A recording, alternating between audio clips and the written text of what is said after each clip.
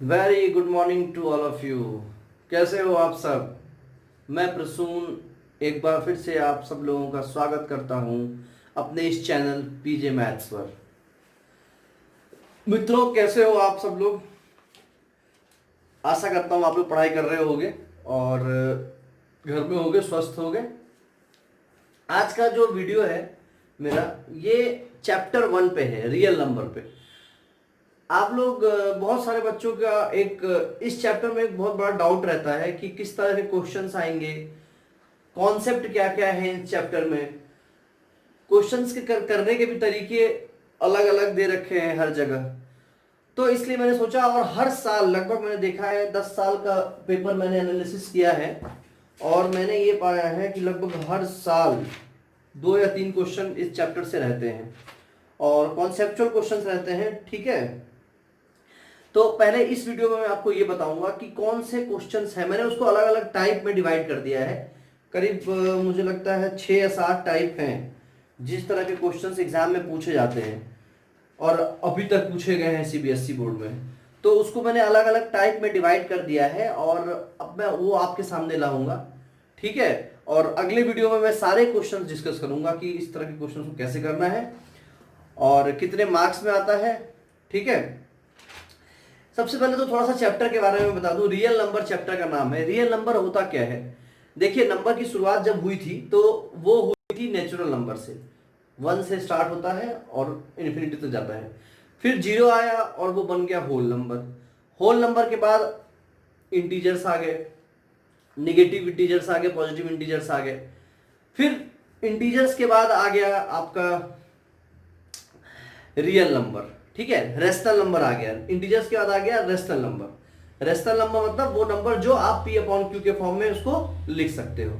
ठीक है, और रेशनल के बाद आ गया इरेशनल, जैसे √2, √3, √5, √7, ये सब क्या है? इरेशनल है।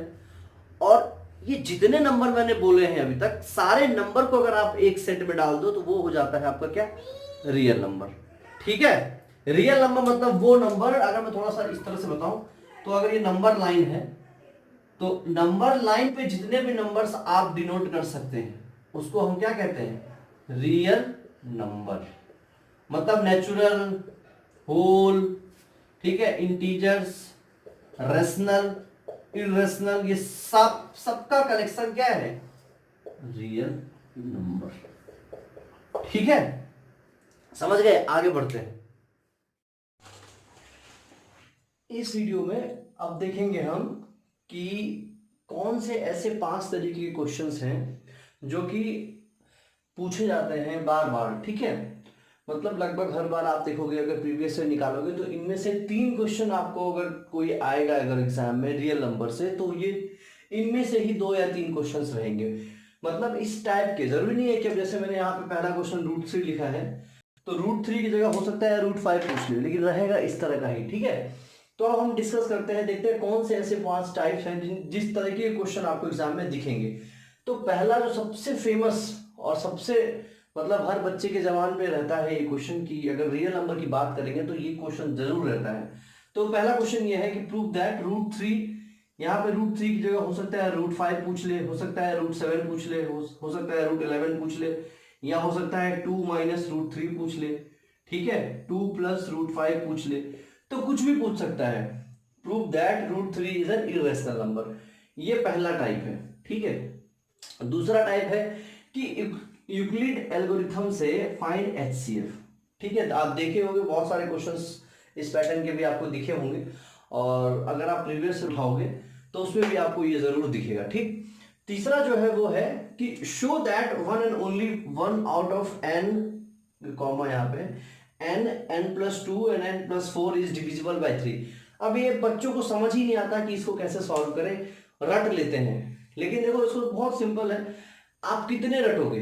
बहुत सारे टाइप क्वेश्चन इस तरह के बन सकते हैं, आप सारे नहीं रट सकते। आपको कॉन्सेप्ट समझना ही पड़ेगा। अगर कॉन्सेप्ट समझ जाओगे तो ये पूछे या कोई और पूछे, आप आराम से कर ले जाओगे। ठीक है, तो ये भी एक इंपॉर्टेंट है, ये भी 3 नंबर में पूछ लेता है कभी कभी। ठीक, इसके बाद आता है चौथे नंबर पे, ये भी बहुत इंपॉर्टेंट है आगे के लिए भी, कि टर्मिनेटिंग और नॉन टर्मिनेटिंग क्या होता है और कैसे हम चेक करेंगे डिनोमिनेटर को देख के। ठीक है, जैसे कुछ भी समथिंग अपॉन समथिंग अगर लिखा हो तो सिर्फ ये चीज देख के आप बता सकते हो कि टर्मिनेटिंग है या नॉन टर्मिनेटिंग है। ठीक है, उसके बाद आता है टाइप 5।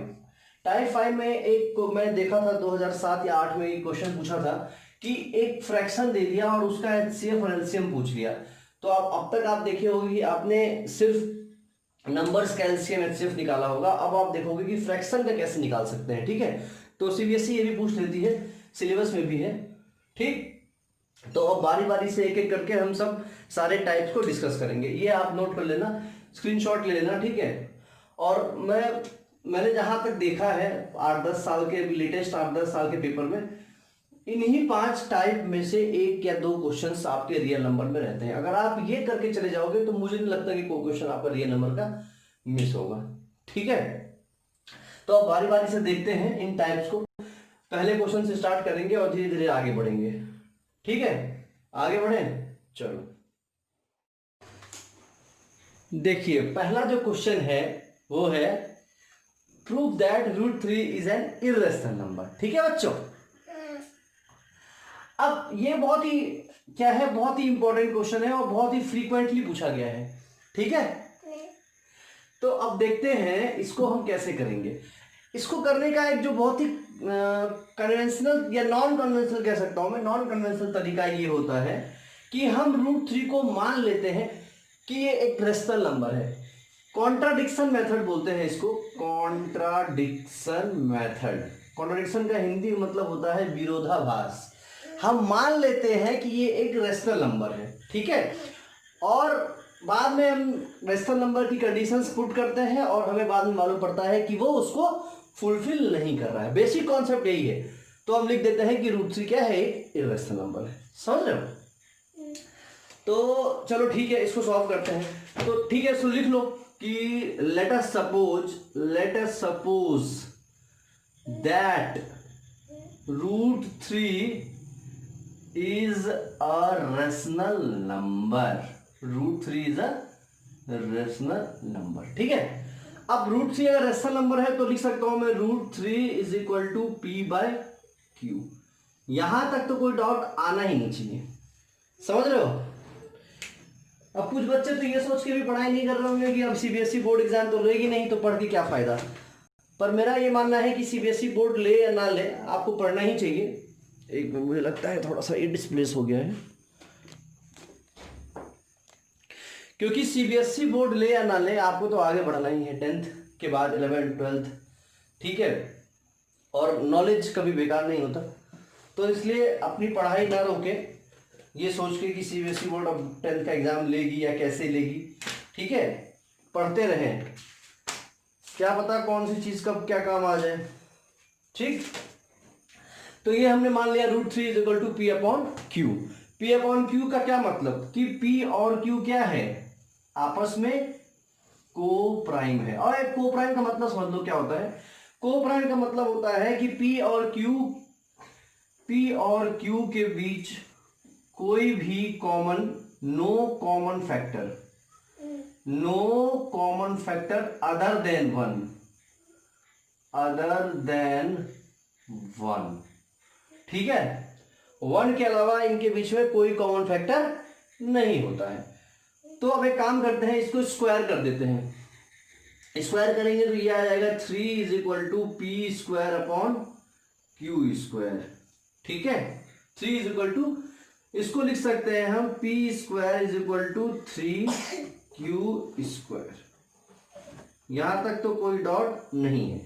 अब इसको देख के एक चीज बताओ, अगर ये चीज है तो क्या ये नहीं कह सकते कि 3P का फैक्टर है, 3 is a factor of P।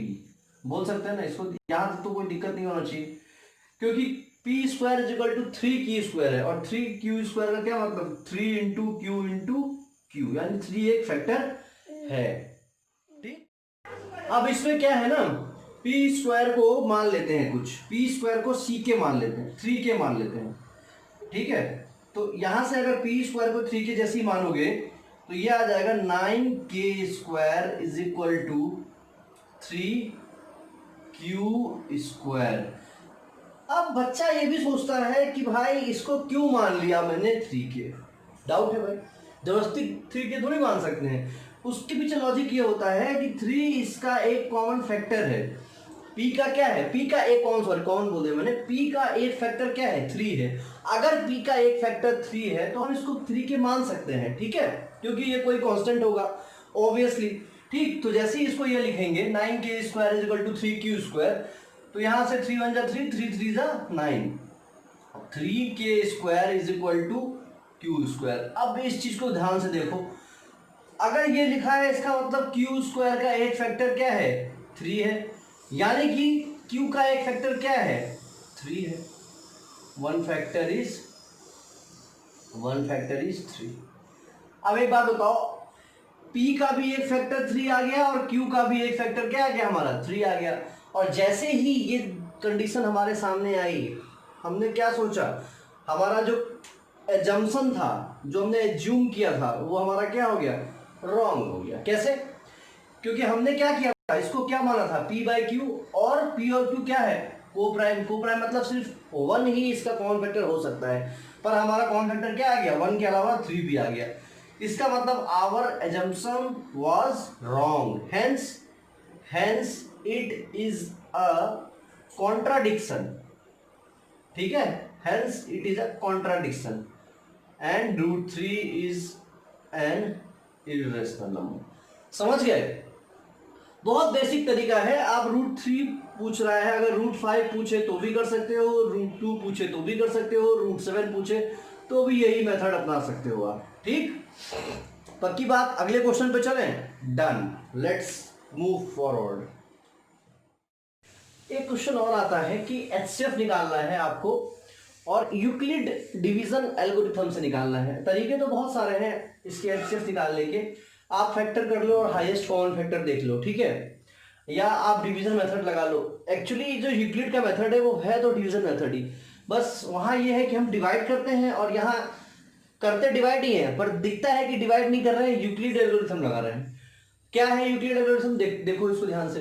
अब जैसे दो नंबर है 225 135, तो आपको पता है इसमें से बड़ा कौन सा है, 225 है, तो मैं लिख सकता हूं 225 is equal to 135 into 1 plus कितना आ जाएगा, 135 है और 225 है तो 90 आ जाएगा शायद, ठीक है, प्लस 90। अब इसके बाद जब हम आगे बढ़ते हैं तो हमारा डिवीजन क्या हो जाता है, 90 हो जाता है, और डिविडेंड क्या होता है, 135।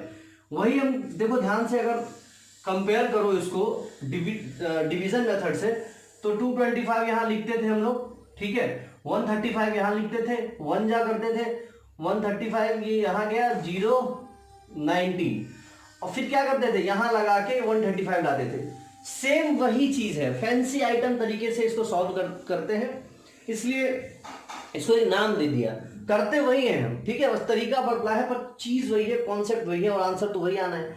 अब देखो इसको ऐसे लिख लो, 135 इज इक्वल टू 90 इंटू, अब 90 से कितनी बार में जाएगा, 1 बार में जाएगा, 1 प्लस कितना बच जाएगा, मुझे लगता है 45 बचेगा शायद। अब फिर क्या हो जाएगा, ये हमारा यहां आ जाएगा, ठीक है, यानी 90 is equal to 45 into 2 plus 0। जहां रिमाइंडर हमारा 0 आता था डिवीजन में, याद करो डिवीजन मेथड में, उसी को हम एलसीएम मान लेते थे डिवीजन को। तो यहां हमारा रिमाइंडर 0 आ गया है तो डिवीजन क्या है, 45, और जैसे ही 45 डिवीजन हमारा आ गया रिमाइंडर 0, तो ये एचसीएफ हमारा कितना आ जाएगा, 45 आ जाएगा, ठीक है। बहुत ही सिंपल सा क्वेश्चन है, लेकिन पूछता है तो आपको पता रहना चाहिए कि कैसे करना है। अगले थर्ड क्वेश्चन पे चलते हैं। थर्ड क्वेश्चन बहुत ही इंपॉर्टेंट है, मैं उसको आपको कायदे से एक ट्री बना के बताऊंगा, ठीक है, तो देखते हैं एक बार थर्ड क्वेश्चन को, क्या है थर्ड क्वेश्चन क्या था।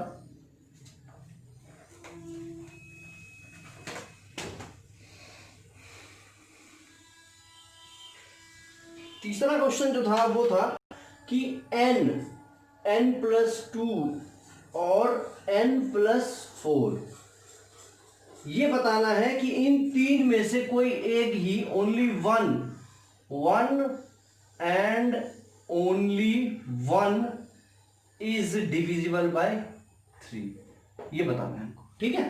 चले देखो इस तरह के क्वेश्चन बहुत ही सिंपल होते हैं पर हम समझ नहीं पाते, इसलिए हमें टफ लगता है थोड़ा सा। इसमें क्या है कि थ्योरेटिकल टाइप से सोल्यूशन है, इसलिए हम थोड़ा समझ नहीं पाते हैं, पर है बहुत सिंपल। अब देखो आप क्या करना है इसमें कि कह रहा है कि डिविजिबल बाय 3, तो सबसे पहले वो नंबर मान लो। नंबर क्या मान सकते हो? 3q प्लस आर, ये मान सकते हो नंबर। और अगर 3 से डिविजिबल है तो r की वैल्यू कहां से कहां तक ना जाएगी? 0, 1 और 2, यही 3 वैल्यू होगी। अब ये थोड़ा सोचने वाली बात है कि ये क्यों ऐसा होता है, कुछ बच्चों को थोड़ा डाउट होगा तो मैं बता देता हूं। देखो क्या है इसमें, कोई भी नंबर आप मान लो लेते हो, मान लिया मैंने 16 लिया, अगर इसको 3 से डिवाइड करो तो क्या रिमाइंडर आएगा? 1 रिमाइंडर आएगा। अब 17 लो, क्या रिमाइंडर आएगा? 2 आएगा। 18 लो, रिमाइंडर क्या आएगा? 0 आएगा। अगला 19 लो, रिमाइंडर क्या आएगा? 1 आएगा। मतलब ये होता है कि आप दुनिया का कोई भी नंबर उठा लो, रिमाइंडर 3 ही चीज आ सकती है, या तो 0, या तो 1, या तो 2। ठीक, इसलिए मैंने क्या कर लिया, एक नंबर मान लिया 3q प्लस आर, जिसमें r की वैल्यू 0 से लेके 2 तक ही नाप सकती है। ठीक, अब देखिए कैसे करेंगे। अब हमारे सामने क्या है, तीन नंबर दे रखे हैं, n प्लस 2 और n प्लस 3। n हमारा क्या है? 3q प्लस आर है। तो पहले केस में जब r 0 होगा, जब r हमारा 0 होगा तो n कितना आएगा बताओ? n हमारा आ जाएगा 3q। क्यों? क्योंकि r तो 0 है तो n कितना आ जाएगा? 3q आ जाएगा। n प्लस 2 कितना आ जाएगा बताओ? 3q plus 2।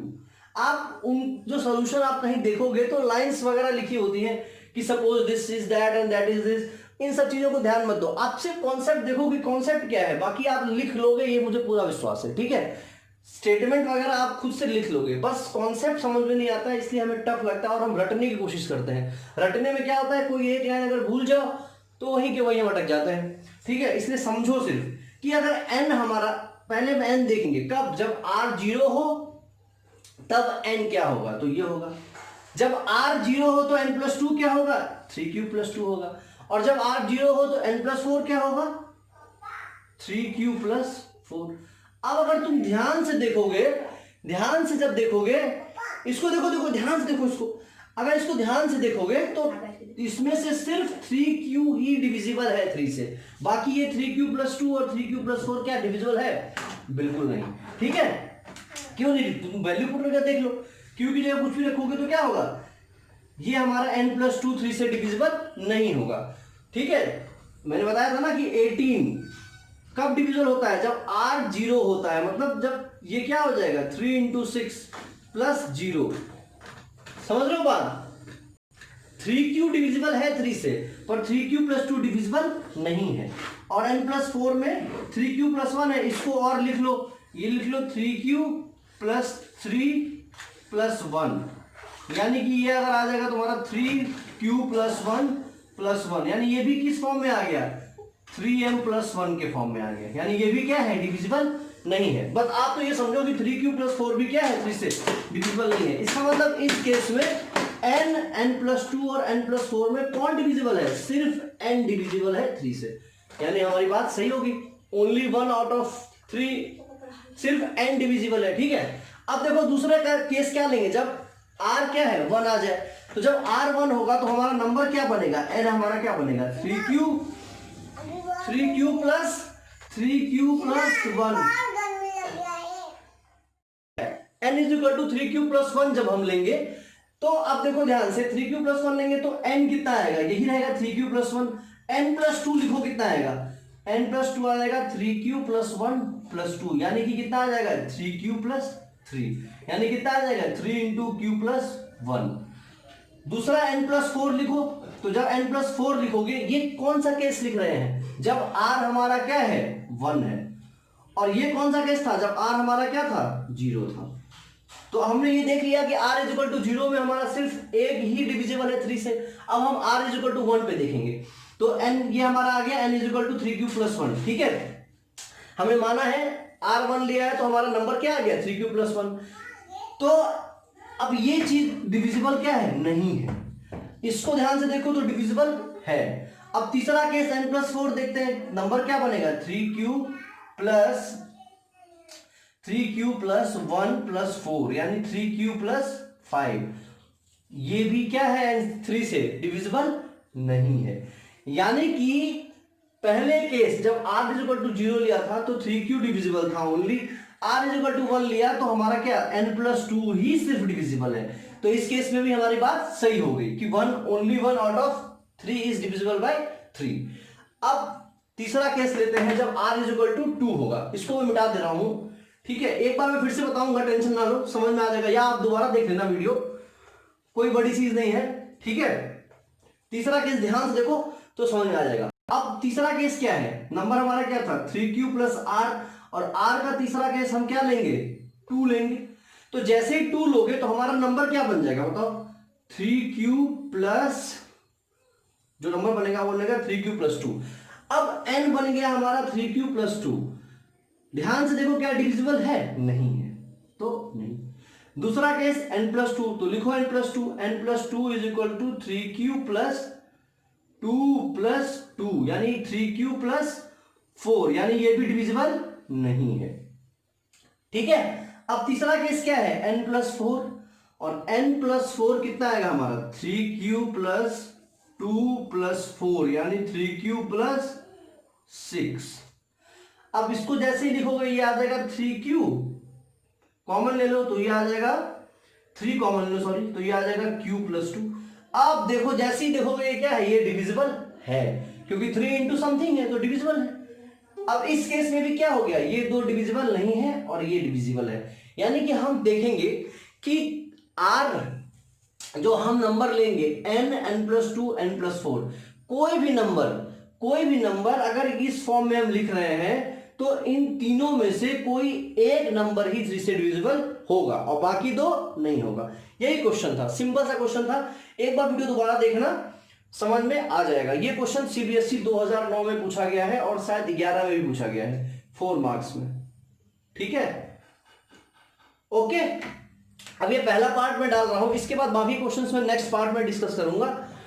और जितने भी पार्ट मैंने बताए हैं उन सब पार्ट में मैं 2-2, 3-3 एग्जांपल लेके और बताऊंगा, ठीक है। तो रियल नंबर से आपका कोई भी क्वेश्चन मिस नहीं होगा, अगर आया एग्जाम में तो आप जरूर करके आओगे, ठीक। चलो ओके बाय।